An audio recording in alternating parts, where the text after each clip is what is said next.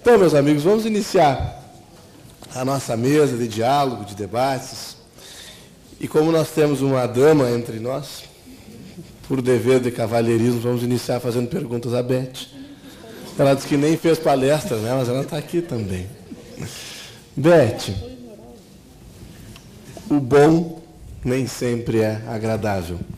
Ouvimos isto aqui e vivemos, todos nós que somos trabalhadores espíritas, diariamente esse desafio de sermos exitosos no cumprimento do dever.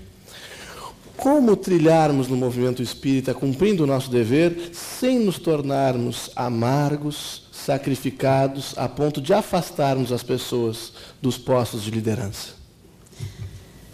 É uma pergunta que nós temos procurado responder todos os dias.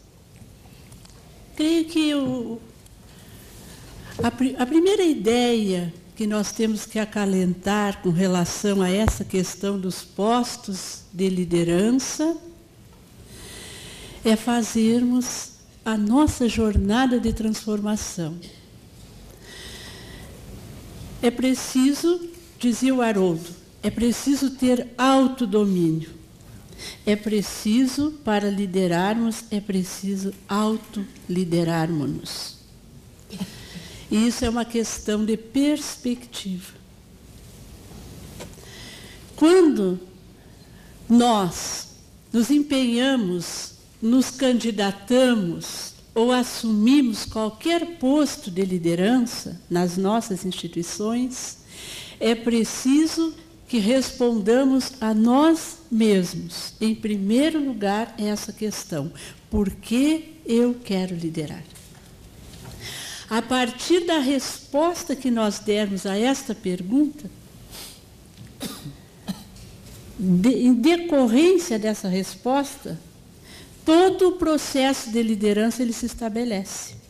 E o nosso olhar em relação a este processo de liderança vai estar condicionado a essa resposta. Porque se eu disser, por exemplo, olha, eu estou liderando este grupo, esta equipe, porque ninguém quis.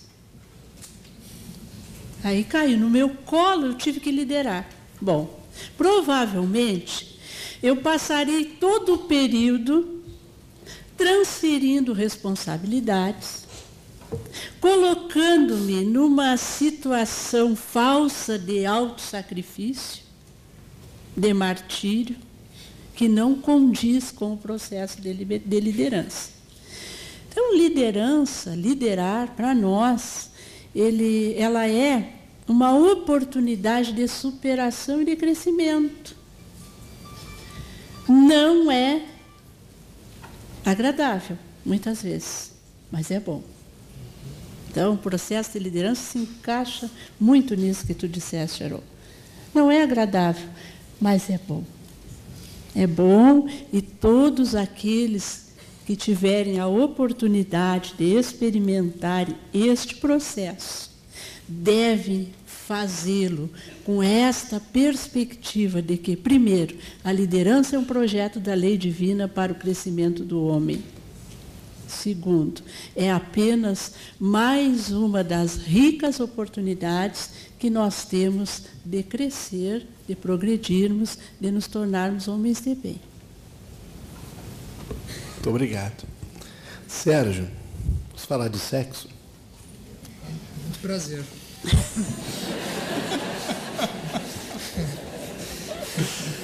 Emmanuel nos diz em Vida e Sexo que a imensa maioria da humanidade terrena enfrenta desafios muito graves nessa área. E nós compreendemos que a energia sexual genésica responde tanto pelo nosso progresso quanto por grandes quedas que nós também sofremos. Essa experiência de décadas no escritório psiquiátrico e o conhecimento da doutrina espírita devem ter trazido alguma reflexão e entendimento sobre como equilibrarmos o prazer sensorial, tão naturalmente buscado por nós, e o senso moral, tão necessário à nossa felicidade. Essa é uma questão bastante complexa, porque o que a gente possa dizer aqui dentro desse capítulo vai encontrar a realidade individual de cada um, né? Então, a questão da sexualidade é, sobretudo, uma questão de fórum íntimo. De fórum íntimo. A gente tem que ter muito cuidado em algumas questões quando a gente vai abordar, porque às vezes a gente tenta encontrar uma colocação geral dentro de um campo em que a experiência individual ela é absolutamente única. Tá? Então, tudo que eu possa dizer aqui é preciso que cada um traga para o seu contexto individual. Eu acho, eu penso, e dentro do que eu conheço, que a energia sexual ainda é, predominantemente, na nossa condição, a energia que move o mundo. Energia que move o mundo. Né? Os relacionamentos, eles se estabelecem a partir da sexualidade, eles se mantêm a partir da sexualidade. A vontade de viver, o desejo pela vida, a vontade de estar aqui passa predominantemente pela sexualidade, porque sexualidade, revisando o conceito, ele não é apenas a sexualidade genital, ele, sob o ponto de vista mais profundo, mais amplo, sexualidade é a energia que move a vida. E no campo humano, a sexualidade, ela vem desde a questão instintiva, mas ela percorre toda a nossa capacidade energética, por todos os nossos campos de centros de força, permeando a nossa vontade de viver, o nosso sentido de viver. Alguns de nós, conforme a cartografia que eu escolhi apresentar na minha fala, somos predominantemente subdiafragmáticos, né? Somos mais fisiológicos.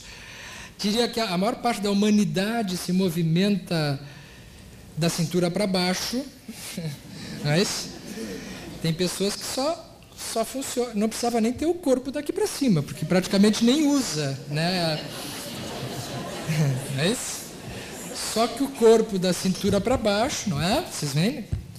Não. Daqui para baixo a gente só come, não é? Que é o estômago, paradigestivo e a sexualidade. Então, nesse conceito, estamos, a maior parte da humanidade. Se move por aqui. A pessoa acorda de manhã, trabalha para ganhar dinheiro, para comprar coisas, ter relações sexuais, de consumo, enquanto for bom, e se não for mais bom, troca e vai até chegar à velhice, que é uma coisa muito particular, mas ali começam a surgir os grandes problemas, as grandes crises, porque essa parte do corpo, depois de determinada idade, começa a falhar. Não é? Tem uma fase da vida em que tudo puxa para baixo, fisicamente falando, tudo cai. Se a pessoa não desenvolveu algum outro valor, alguma outra expressão além da sua expressão sexual, da sua sexualidade básica, ela está fatalmente condicionada a uma crise de existência. Né? Porque, sob o ponto de vista biológico, o envelhecimento vai facultar a pessoa a perda de funções dentro desse campo. O seu tesouro vai esvaziar nesse sentido. Mas a sexualidade, no conceito mais profundo, ela é a transcendência e significa ultrapassar os limites da biologia. Então, quando a gente consegue respeitar a nossa condição humana também das necessidades sexuais superiores, a gente começa também a aprender a se gratificar com outras expressões mais sutis da sexualidade. Assistir um seminário litero-musical sábado à noite. Não é mesmo? Perguntem para a maior parte das pessoas o que elas querem fazer sábado à noite. Elas vão responder: assistir o Haroldo no seminário litero-musical.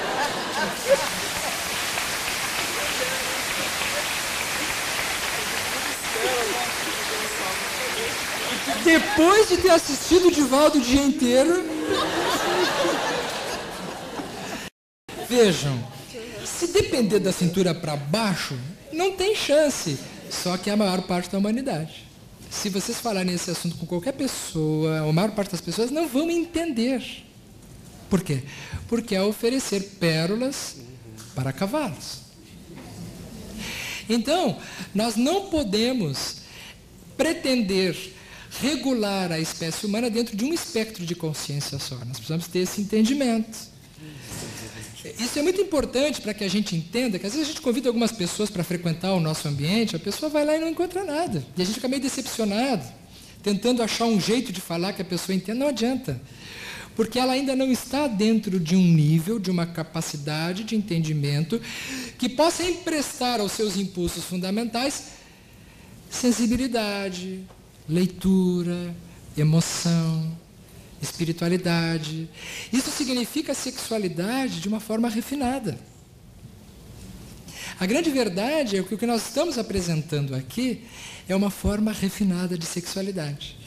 Uma forma adiantada, mais evoluída de potenciais humanos adormecidos que nós precisamos desenvolver. Agora, é muito importante nós tomarmos um certo cuidado também com isso, para que a gente não ingresse nessa área abandonando completamente os nossos apelos humanos. Vejam que dentro das leis morais, na lei do trabalho, nós teremos ali a necessidade do repouso.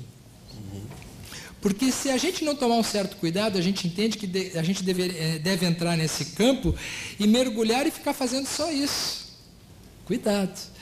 Nós precisamos muitas vezes olhar os nossos limites, quais são os nossos apelos, qual é a nossa necessidade de intervalos, quais são os nossos desejos e conseguir regar as nossas plantas humanas dentro daquilo que nós necessitamos também. Me parece que a palavra-chave dentro disso, Gabriel, é equilíbrio, bom senso, autoconhecimento, né? Viajar no terreno da espiritualidade significa muitas vezes respeitar também as nossas características humanas, mas retornar a esse investimento.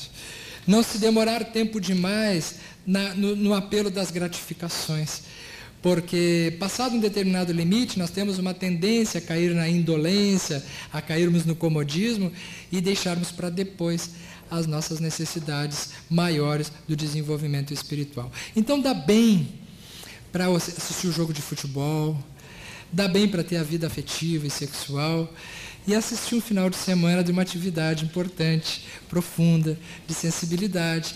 E aí então nós teremos, quem sabe, a nossa condição humana mais respeitada dentro daquela integralidade de que precisamos para nos sentirmos pessoas melhores. Muito bem.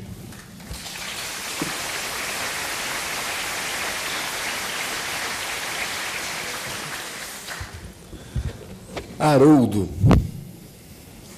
nós estamos no aniversário de uma das 27 federações espíritas que integram o nosso Conselho Federativo Nacional da FEB. E tu és um trabalhador da seara de unificação.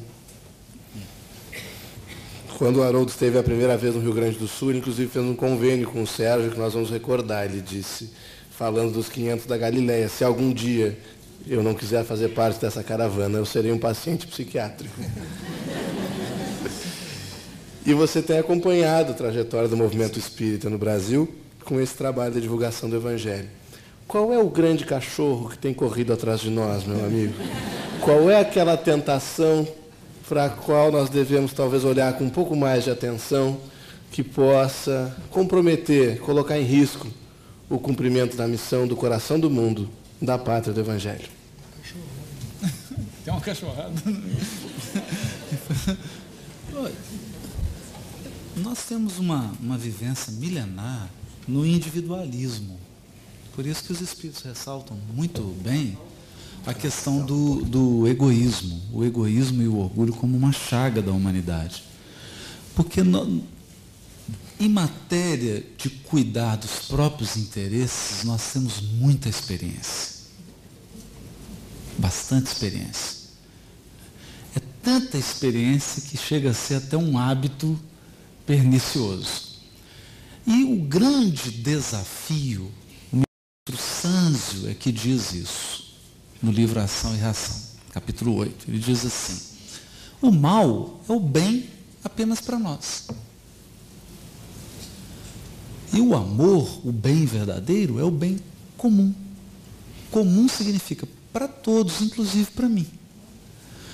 Portanto, o grande desafio nosso é fazer a experiência da comunidade, a experiência do grupo. E como nós, como bem ressaltou o Sérgio, somos espíritos egressos de muitas experiências religiosas, é bastante natural, é até previsível que a gente traga essas experiências religiosas para o movimento espírita. Então, é bom revisar. Qual que é a nossa experiência? Se foi no catolicismo, Noite de São Bartolomeu, Inquisição, Índex, queima de livros, perseguição, afastamento, exclusão, exclusivismo. Isso é natural, é nossa experiência. Não é? Uma profunda apego a hierarquias, a estruturas hierárquicas, a domínio. Não é? Um hábito de não ser transparente, não é? de entrar em jogos políticos, num xadrez psicológico, onde não se diz o que se pensa, não se expressa quem se é. É natural isso. Não é? Se viemos de uma experiência protestante, que é uma experiência mais recente, tem só 500 anos, é o hábito ao literalismo, não é? Aquela ânsia ao proselitismo, não é? Uma mania de querer estabelecer normas de condutas para o outro. Isso que o Sérgio está falando. Falar de questão sexual, vamos tomar cuidado, porque senão a gente começa a estabelecer regrinhas aqui, e aí diz o Emmanuel, educação, mas não proibição, né? Senão a gente fica estabelecendo regrinhas, nós temos que absorver princípios. Então essa experiência religiosa nos acompanha. Se nós viemos de uma experiência budista ou hinduísta, é às vezes um misticismo ingênuo, não é? Uma profunda preocupação apenas com a sua iluminação, e o mundo ao seu redor pegando fogo e tudo caindo, não é? E você lá tomando água frutificada. Não é? Então todas essas tendências, elas nos acompanham no movimento espírita, e é muito natural que elas aflorem, sobretudo quando nós ingressamos num trabalho como é o trabalho federativo, que é um trabalho conjunto. Então isso é natural. O importante aqui é reconhecer. Reconhecer que temos essas tendências, reconhecer que temos essas dificuldades e fazermos o esforço da vigilância permanente. Porque até tinha brincado isso mesmo, né? Se um dia me afastasse de um trabalho federativo, preferiria que o Sérgio me recebesse lá e já receitasse o remédio e até internasse, contrariamente à política pública hoje, internação, né? Mas eu já deixei a procuração com ele autorizando. Por quê, gente? Porque é uma questão muito simples, olha só. O mundo de regeneração é um mundo da experiência coletiva. Não é mais um mundo da experiência individual. Então, quem está esperando Alexandre o Grande no mundo de regeneração vai se decepcionar. Porque o mundo de regeneração é um mundo em que pessoas constroem. Você tem uma experiência de grupo, ou uma experiência de parceria, como nós estamos aqui agora, que é muito mais rica, porque você tem várias vozes. Então, o conceito que eu acho interessante para o trabalho federativo é o conceito de concerto. É uma orquestra. Isso é bonito. Porque se é uma orquestra, eu tenho que saber que o violino não é o violoncelo. O violino, ele opera dentro de um limite de notas. Tem certas notas que ele não dá. Então, eu, Haroldo, sou um instrumento que toco certas notas que não atingem, às vezes, o espectro do Sérgio. E ele vai tocar outras notas que não entram no meu espectro. Então, quando a gente se une, amplia. A gente consegue atingir notas mais graves e notas mais agudas porque se uniu. Então, eu acho que as duas grandes armadilhas do trabalho no movimento espírita hoje, as duas grandes armadilhas, é você partir para um isolamento. Para um isolamento. Porque aí é confiar excessivamente no seu bom senso. Todo mundo acha que tem bom senso. Bom senso é um negócio que ninguém acha que não tem. É difícil isso. Todas as criaturas se acham superdotadas em bom senso. Mas não é bem assim. O bom senso é algo pontual. Você tem muito bom senso em certas coisas e não tem em outras. Porque bom senso ele decorre de vivência. Então, quando a gente se junta num trabalho federativo, quando a gente respeita diversidade, isso é juízo. É ter juízo. Eu sei que algumas coisas me faltam e eu me submeto à experiência do outro. Então sei que naquilo o outro tem uma expertise, ele tem uma experiência maior. E daí a importância de um trabalho. Agora, isso é agradável? Não é agradável, porque nós não temos nenhuma experiência em lidar com diversidade. Se o Criador fosse seguir o nosso desejo, só tinha um sabor, uma só cor. Não é? E todo mundo seria igual a mim. Porque a gente quer uniformizar. Não é? E a experiência divina é a da diversidade.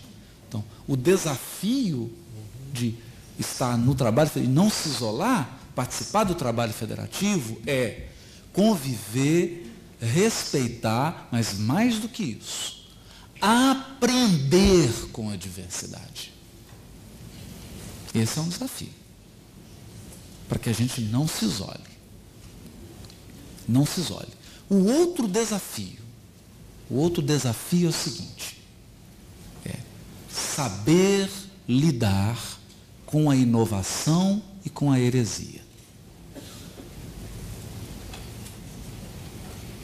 Por quê? Como que nós lidamos com a heresia lá atrás? Queimando. Deu problema? Corta a cabeça. Discordou de mim? Queima.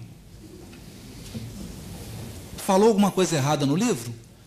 Condena ele, está fora do movimento espírita.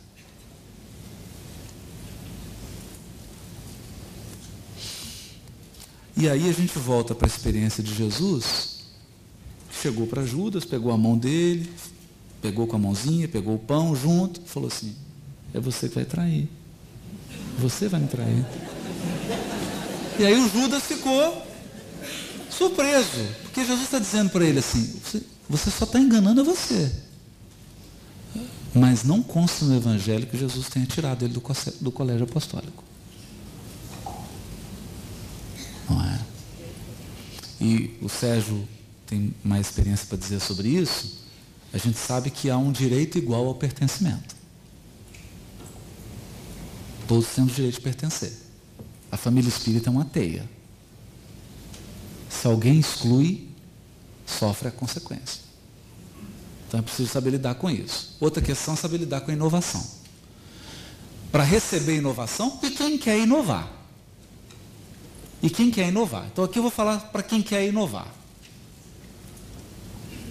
Mais importante do que trazer uma inovação é manter a harmonia. Porque se para eu agregar uma inovação eu vou destruir o que existe, isso não é de Deus, você está com o diabo. Por uma razão muito simples. Uma instituição como a FEGS, por exemplo, é um cruzeiro. Ela não é um jet ski. Ela tem 94 anos. Para ela virar 10 centímetros para cá, não é só fazer assim com jet ski. Você tem que programar. Ela tem que fazer assim. Ó. E como ela é um cruzeiro, ela não pode entrar em qualquer aventura. Então tem um ditado mineiro que diz o seguinte, galinha que não bota, não pia.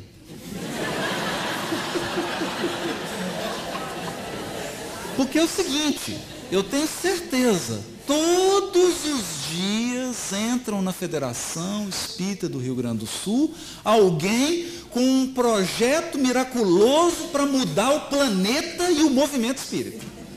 Aí você pergunta para a criatura, quantas viagens federativas você já fez? Ele fala, nenhuma. Quantas vezes você acordou de madrugada, viajou 300, 400 quilômetros para visitar Uruguaiana?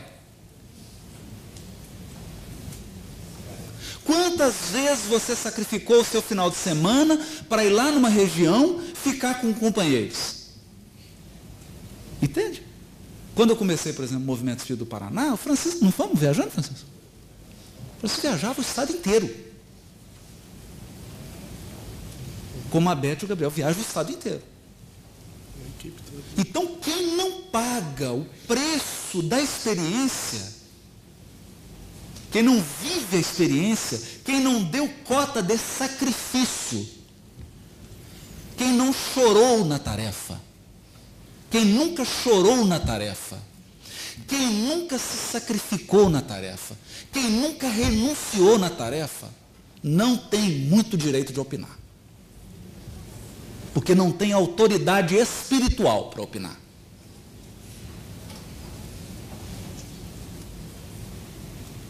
Então, essa é uma realidade dura, mas é assim. Porque senão nós vamos correr o risco daquele fato que aconteceu em Nova York. Um mendigo, na Quinta Avenida, foi encontrado morto, congelado.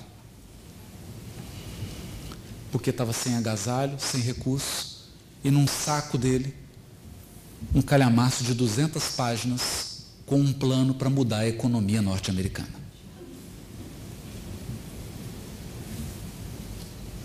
Mas, meu Deus, ele não era capaz de alterar nem sua própria condição pessoal, que é mudar a economia do mundo? Não era capaz de gerir nem a própria vida? Não é? Então, trabalhar no movimento federativo é saber esperar. Ama, trabalha, espera e perdoa. Porque às vezes você está com uma ideia nova, ela vai ser implantada, fica tranquilo, daqui 70 anos. Calma. Calma, não está na hora. Calma, porque nós estamos em Paulo diz isso na carta aos Hebreus, nós estamos numa peregrinação. Se você está com 1000 pessoas peregrinando no deserto, não adianta você dar uma de Usain Bolt e sair correndo 150 metros. Porque não é o seu desempenho individual. Não adianta você sair correndo como um maluco. Peregrinar em grupo é o seguinte, se um tomou toda a água, todo mundo paga o pato. Se um não dá conta de andar, sacrifica o grupo. Porque eu tenho que saber andar junto. Tem que saber sincronizar o passo e respeitar a média do grupo. Isso é sabedoria. Isso é sabedoria. Mas é mais também do que sabedoria. Então eu diria que quer tomar uma vacina para ficar até certo ponto imunizado dessas tentações da experiência religiosa do passado? Ama. Ama. Porque quem ama sabe esperar aquele que está engatinhando, sabe esperar ele dar os primeiros passos, sabe esperar ele deixar o peito, sabe esperar ele deixar a mamadeira, sabe esperar ele tirar a chupeta, sabe esperar ele escrever as primeiras letras, até ele ter o seu diploma, a sua formação e constituir sua vida. Isso é o amor. Quem só pensa pode até estar cheio de boas ideias e cheio de benefícios e às vezes até veio com a tarefa de trazer essa inovação. Mas se precipita, não considera o outro e compromete sua própria evolução espiritual. Obrigado, Haroldo.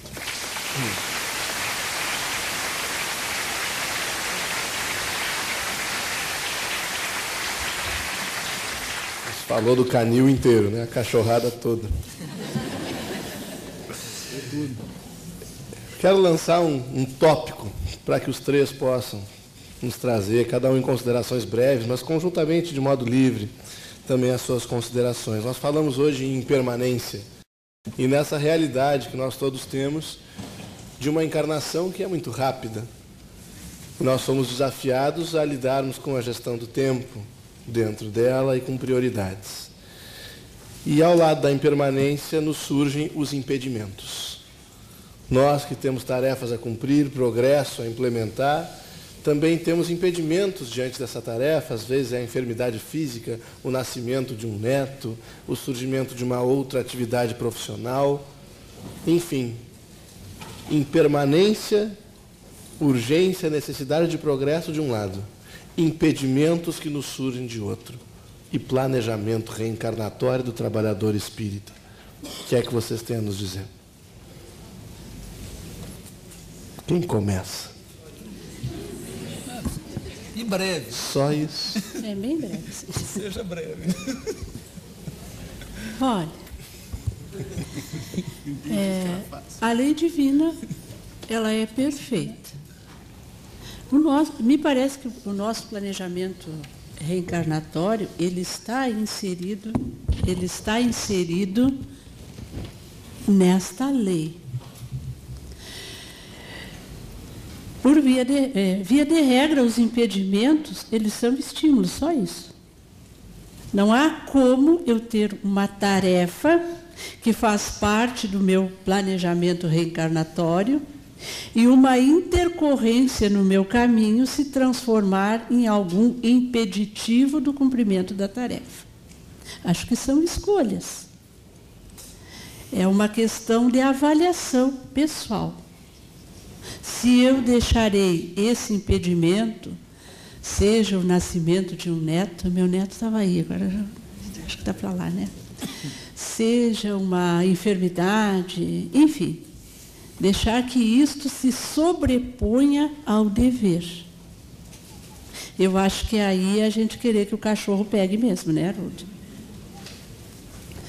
Eu acho que essa questão da impermanência, ela é uma bênção, porque toda vez que nós estamos vivenciando alguma situação, que nós estamos sob alguma injunção, esta certeza de que isto é transitório, de que isto é caminho, e de que isto é circunstância para a qual eu preciso dar uma resposta com as minhas atitudes, isso é alentador. Mais uma vez, recordo isso que o Haroldo trazia aqui. É agradável? Não. Na maioria das vezes não é. Mas é bom. Então, eu creio que os impedimentos e a forma como esses impedimentos, eles são observados, vivenciados e acolhidos na nossa vida. Isto é contexto do nosso livre-arbítrio. São escolhas que eu faço de deixar que o impedimento se sobreponha ao meu dever ou não, ou que ele se transforme em um potencializador, um motivador, algo que acione o meu gerador interno para que eu trabalhe, enfim, e produza mais resultados na minha vida. Eu vejo assim.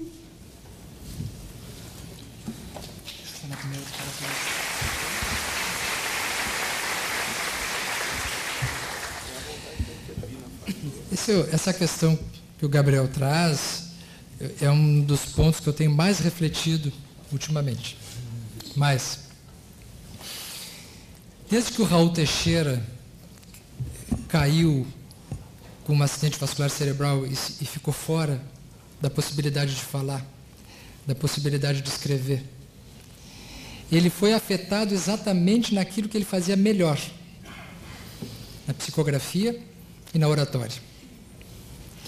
Depois que o Raul caiu, nesse sentido de cair, do seu ponto de vista do trabalho objetivo, eu não sei vocês e nós, mas para mim caiu muito fundo uma lição ali. De que não existe ninguém tão bom que possa ser imprescindível. Nós todos somos substituíveis.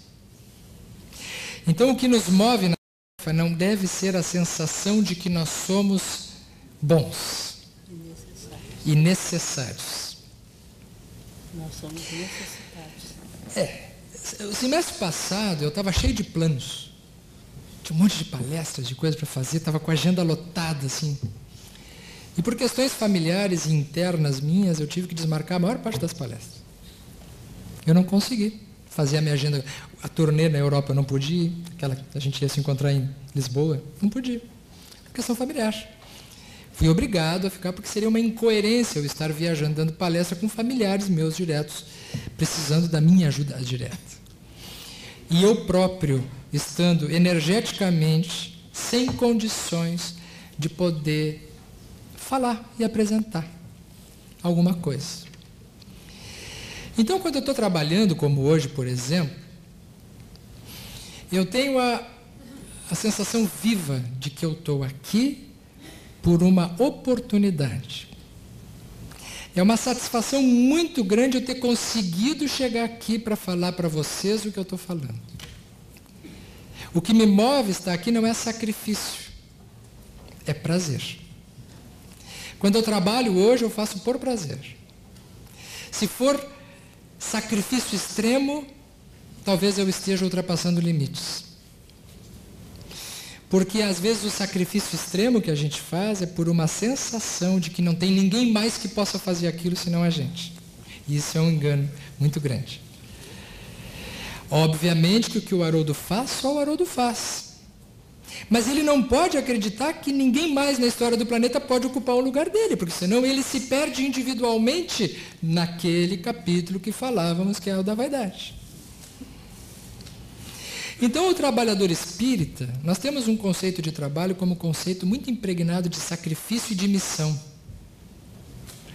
De que nós somos especiais de alguma forma, e somos, mas não da maneira como nós entendemos. Então, eu acredito que tudo isso que a Beth falou é verdade, acho que sim, acho que é uma tarefa que a gente tem que assumir. Mas o sentimento que a gente deve carregar quando a gente trabalha deve ser diferente daquele sentimento que a gente tem carregado ultimamente quando tem se envolvido na tarefa espiritual. O trabalho espiritual, ele precisa ser por nós considerado como um tesouro que está à nossa disposição. Então ele é a oportunidade que a gente tem de enriquecer. Se ele caiu para mim, eu tenho que ser grato o suficiente, porque os grandes beneficiários do dia de hoje não foram vocês. Fomos nós. Se eu sair daqui com o sentimento de que eu fiz um sacrifício em benefício de vocês, provavelmente eu estou extremamente equivocado. E quando isso acontece, está na hora, muitas vezes a vida manda alguma coisa para que a gente, no recesso do nosso lar, na solidão do nosso isolamento obrigatório, a gente reflita que a vida precisa de nós como servidor e não como missionário. Nós que estamos encarnados nesse momento no planeta, nós estamos a serviço e não trabalhando para ensinar ninguém. Eu tenho lutado todos os dias para aprender isso aí. E tomara que a vida não precise me mandar nenhum tipo de experiência que seja necessário eu aprender de um jeito diferente do que esse, do que tomando consciência das coisas e aprendendo a desenvolver aquilo que é o mais importante que a gente desenvolva, que é a noção da própria importância, mas sem perder a noção do próprio tamanho. Que a gente possa ser parte, que a gente possa realmente fazer alguma coisa.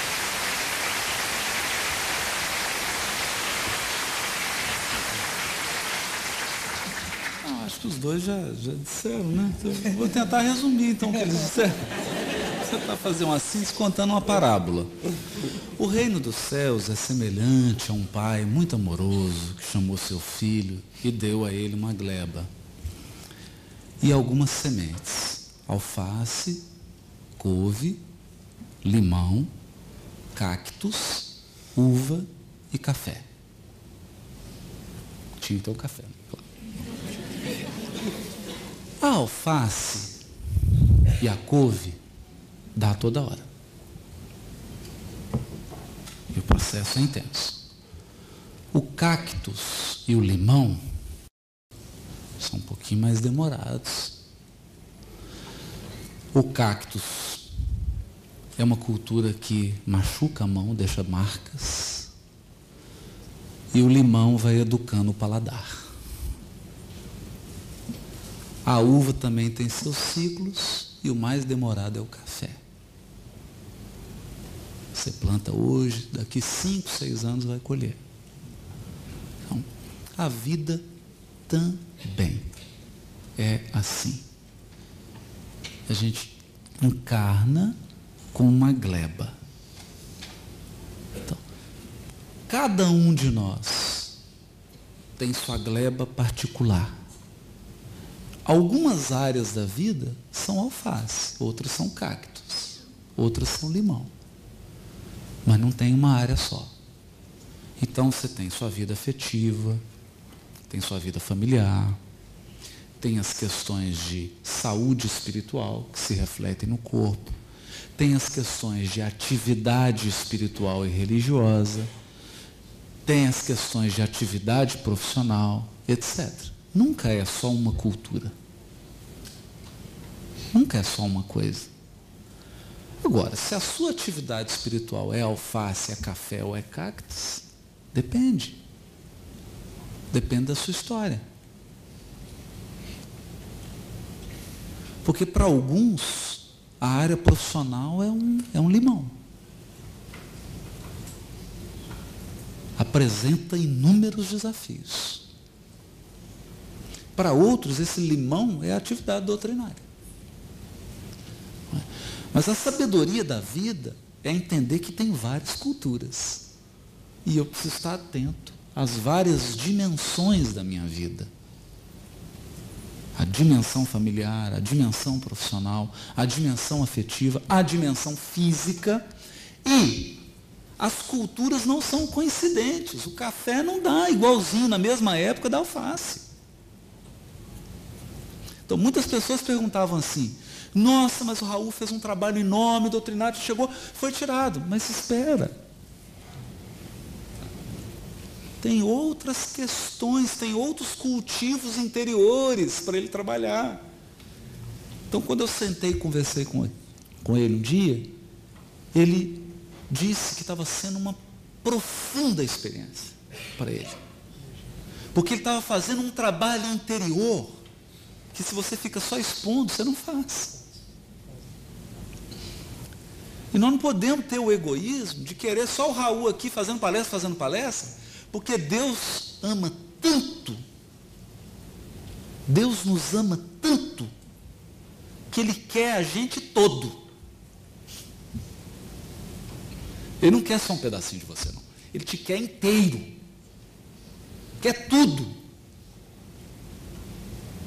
E enquanto Ele não nos trazer para o seu seio, enquanto Ele não nos tornar espíritos puros,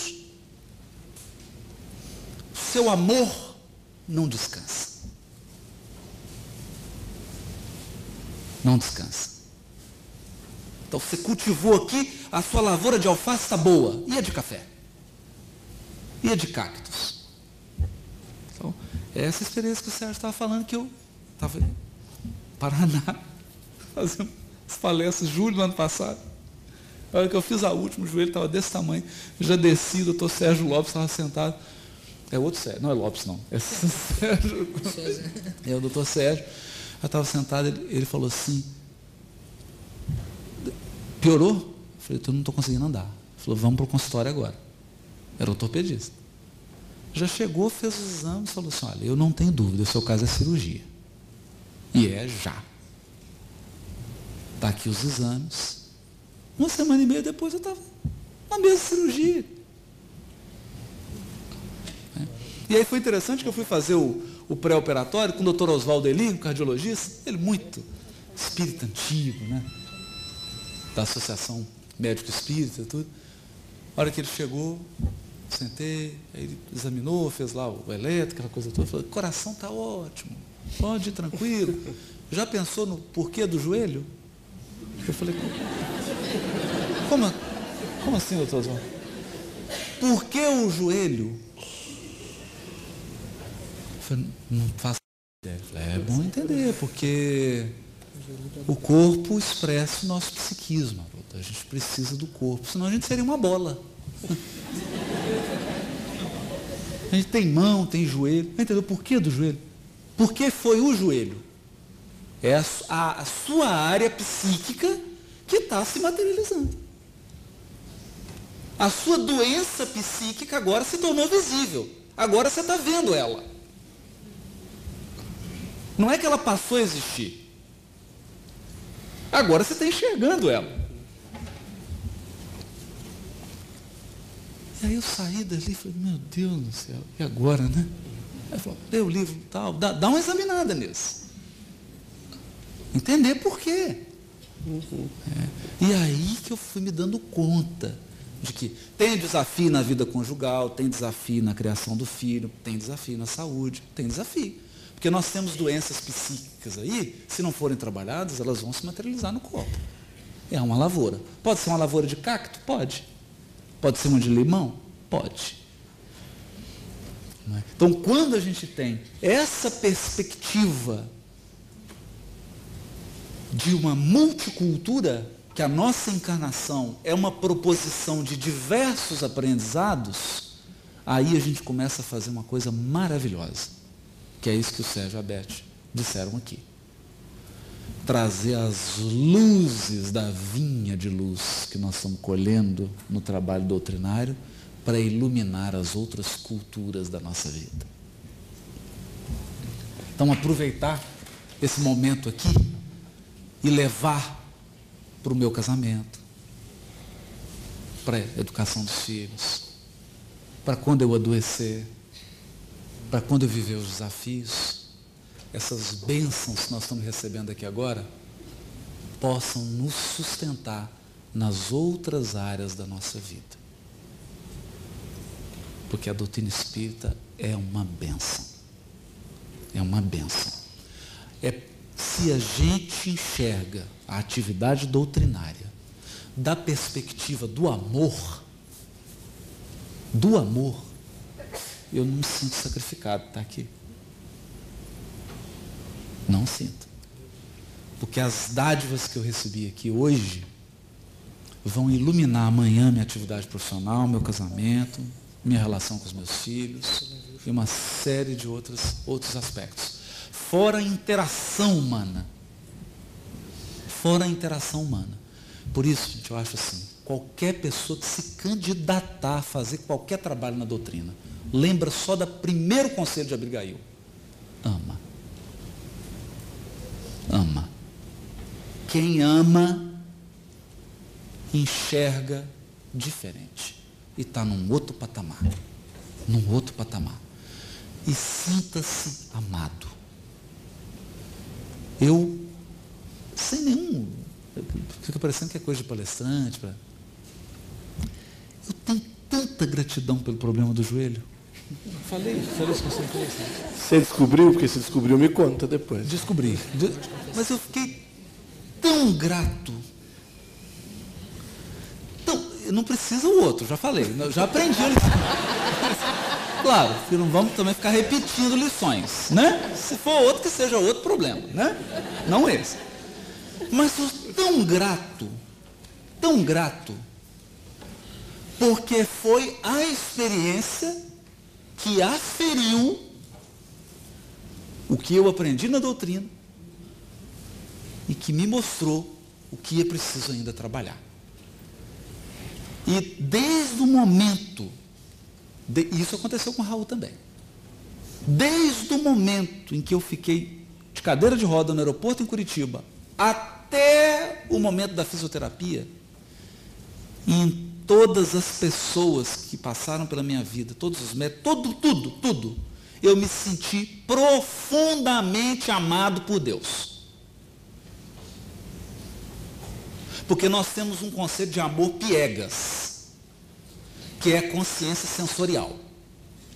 A gente só se sente amado por Deus quando as coisas estão agradáveis. Não certo, né? Acontece que, como o bom nem sempre é agradável, às vezes Deus está te mandando o melhor e vai doer.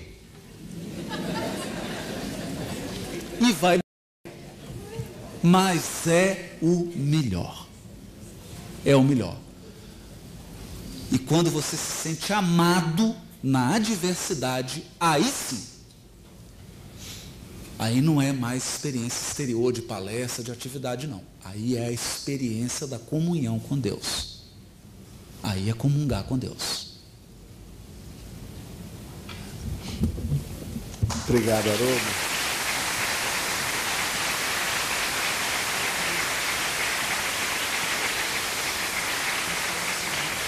Amigos, é quase chegada a hora. Pois é. Nós estamos no momento final dessa nossa conversa tão boa, tão profunda. E é bom desafiá-los, né? Vão saindo coisas boas. Mas eu gostaria agora de sair dos temas doutrinários que nós abordamos no dia de hoje, em razão de que isto é, com certeza, uma reunião de família. É a reunião da família espírita do Rio Grande do Sul, da qual todos nós fazemos parte, assim como fazem parte os nossos irmãos que por inúmeras razões não estão conosco aqui hoje, mas que partilham conosco da fileira no dia a dia, caminhando para o Cristo. Então, eu sei que é desafio de espírito superior falar em pouco tempo, mas eu queria que em 1 a 2 minutos, o coração de cada um de vocês, os três, já preparando o encerramento desse momento e o início de um ano pujante de trabalho, pudesse falar a família espírita do Rio Grande do Sul. Por favor. Deixa você deixar aberto. Eu queria agradecer a Francisco Spinelli, que deu suor, lágrima, sangue, a Lins de Vasconcelos, que deu tudo o que tinha, e a caravana da fraternidade aqui presente, porque esse evento não é brincadeira. São 94 anos de uma federativa alinhada com o coração de Ismael na pátria do Evangelho. Então aqui eu confesso a vocês espíritos, sou criança, vocês são os grandes, vocês merecem a nossa honra, vocês merecem o nosso agradecimento. Eu só estou aqui agora usufruindo porque um dia esses homens e essas mulheres corajosos, destemidos, que não tinham nada de material, que acreditaram nesse sonho da caravana do Evangelho na pátria do Cruzeiro. E não importa o meu tamanho, eu só agradeço a Francisco Spinelli, Lins de Vasconcelos, Natanael, a todos vocês por eu fazer parte. Só por eu fazer parte. Não me interessa qual a minha posição de integrar essa fileira. Muito obrigado, obrigado, obrigado. E que a Federação Espírita do Rio Grande do Sul continue por muitos e muitos anos sendo instrumento nas mãos de Ismael para que o Evangelho, à luz da doutrina espírita, regenere os corações no Rio Grande do Sul. Francisco Spinelli, de joelhos, muito obrigado.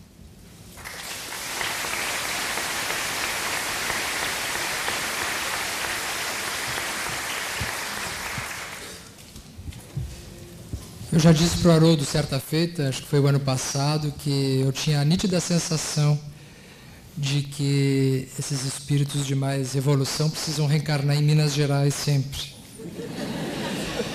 Foi o caso de Francisco Cândido Xavier, é o caso do Haroldo, né, que vem nos ensinar. Tem que ser esse jeito mineiro, de vai falando devagarinho, vai esmiuçando, a gente vai ficando hipnotizado, né, e vai saboreando, o horário passa e a gente fica com pena, mas não consegue sair. Mas eu também acho que o Rio Grande do Sul, nós já tivemos também expressões, nós também tivemos os nossos Franciscos, né? E Francisco Spinelli é a nossa referência. com 94 anos da Federação Espírita do Rio Grande do Sul, nós não podemos encerrar sem lembrar dele. Esse guerreiro que fazia a cavalo, hoje aquilo que nós fazemos de avião e nos queixamos. Esse guerreiro que sabia ter uma família enorme, sem deixar de sair de casa para atender a família espiritual, e a um movimento nascente, que na época dele era muito mais difícil do que na nossa época. Francisco Spinelli representa, na espiritualidade, o Rio Grande do Sul, junto a Dr. Bezerra, junto às equipes de Ismael, apontando na Pátria do Cruzeiro, para que todos nós gaúchos possamos nos sentir também à altura do trabalho que Jesus espera. Então, falando com o coração, nós agradecemos a espiritualidade pelos 94 anos da Federação Espírita do Rio Grande do Sul, de receber além fronteiras os irmãos que chegam para nos engrandecer, nos ensinar e avançar além daqueles limites que nós já até então havíamos atingido. E para o que é mais importante, para acender o sol da esperança, nos sinalizando novas atividades, novas tarefas, o Congresso Espírita do Rio Grande do Sul em outubro, as atividades do ano inteiro que se aproximam, e nós podendo ter a grata oportunidade de estarmos fazendo parte deste momento evolutivo tão bonito que Jesus nos proporcionou. Obrigado, portanto, Francisco Spinelli. Obrigado a Jesus por estarmos aqui hoje. Obrigado a todos vocês pela paciência, pelo carinho e pela oportunidade de estarmos compartilhando as luzes do Consolador prometido.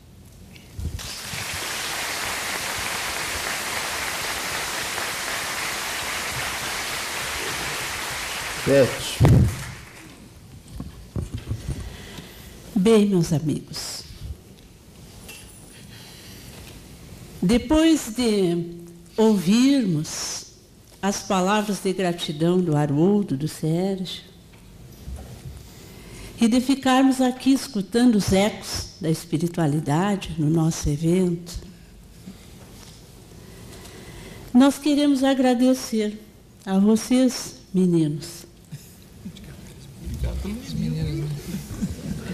por estes momentos significativos, nesta data exponencial da nossa federativa. E nestes últimos dias, já sob a atmosfera de preparação do evento, de muito trabalho na nossa federativa, em que a nossa grande equipe varou as horas do dia e da noite trabalhando em muitas frentes para que o nosso evento hoje tivesse esta expressão que teve, para acolhê-los a todos. Recebemos a visita mesmo dos caravaneiros da fraternidade, e o nosso querido Spinelli nos fazia um pedido de que nós não deixássemos de lembrar ao movimento espírita de uma personalidade que às vezes é muito pouco falada e conhecida de todos nós. A figura de um missionário de 2 continentes, que quando chegou a Porto Alegre, já tinha realizado pelo movimento espírita muito mais do que talvez todos nós juntos aqui já tenhamos feito. Ele nos lembrava de Ângel Agarró Torreiro. O amigo da Dama das Violetas, Dona Amália Domingos Soler. O homem que fundou os centros espíritas na Europa, na Argentina, Paraguai, no Uruguai, e que depois, no Rio Grande do Sul, fundou o grupo Paz e depois fundou o grupo Amor, que se reuniram e formaram a sociedade que nós conhecemos hoje, nossa vizinha, Paz e Amor. Foi Ângel Agarró Torreiro que mobilizou os espíritas do Rio Grande do Sul para que no final do ano de 1920 se instalasse o primeiro Congresso Espírita do Rio Grande do Sul, que deu origem à nossa federativa. Então, nesse momento, em nome de Francisco Spinelli, dos espíritas gaúchos, nós queremos também agradecer a Ângel Agarró, que tem nos deixado muitas tarefas vitoriosas, dentre elas a implantação do estudo sistematizado da doutrina espírita, que começou pela nossa federativa lá na década de 70 e que depois, em 1983, transformou-se na campanha e no grande movimento chancelado pelo Conselho Federativo Nacional da FEB. Então, a esse missionário de 2 continentes, fica nesse momento a nossa gratidão, nosso carinho por tudo o quanto na terra e na espiritualidade ele tem desenvolvido para que o Consolador prometido descendente cada dia mais e mais almas e mais corações. E as nossas palavras finais, meus queridos amigos, que integram a grande caravana do movimento espírita no Rio Grande do Sul. Muito obrigado pela presença maciça neste evento, no aniversário da nossa veneranda Federação Espírita do Rio Grande do Sul. Muito obrigada pelo trabalho silencioso, anônimo, paciente, perseverante, em todos os cantos do nosso estado do Rio Grande do Sul. Todos os centros espíritas, todos os seus trabalhadores, dirigentes, os nossos líderes de unificação, são os pilares desta obra magnífica, que é um dos pilares da nossa Federação Espírita Brasileira. Retornem cada um às suas oficinas de trabalho,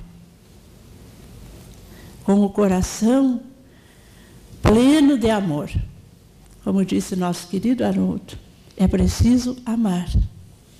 E este é o nosso desafio. Obrigado, Francisco. Leve para a terra das Araucárias a nossa parceira, Federação Espírita do Paraná, que tem sido a irmã de todas as horas desta nossa gestão, desde os primeiros momentos receba também a nossa gratidão, levando ao Luiz Henrique, ao Adriano, a toda a diretoria da FEP, a nossa gratidão. E nós não temos condições de falar mais. Muito obrigada.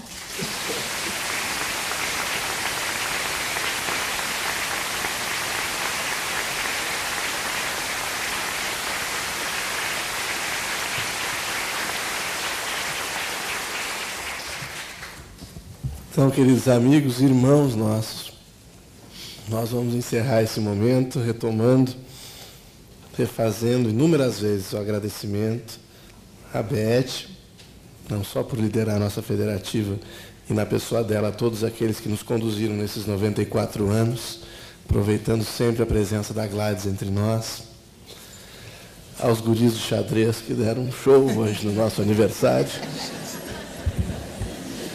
A parceria do Lítero. Obrigado por abrirem o coração conosco, por terem superado todos os impedimentos em estarem aqui presentes, né? E antes de devolver a palavra ao cerimonial para o encerramento do nosso evento, nós queremos só dizer que, depois de 94 anos, nós temos que contemplar o futuro. O futuro é um exercício de solidariedade entre todos aqueles que nos antecederam, os que hoje trabalham e aqueles que trabalharão porquanto as suas existências estão planejadas para isso. Os nossos jovens, muitos aqui conosco hoje, outros tantos nos assistindo, alguns preparando, trocando ideias, fazendo gravações, que estão por aí no dia 28, trocando ideias. Retomando o dizer de Emmanuel, em Religião dos Espíritos, cada menino e moço no mundo é um plano da sabedoria divina a serviço da humanidade. Os próximos 94 e os outros todos que virão. São vós, são nós. Ao trabalho. Devolvemos ao cerimonial.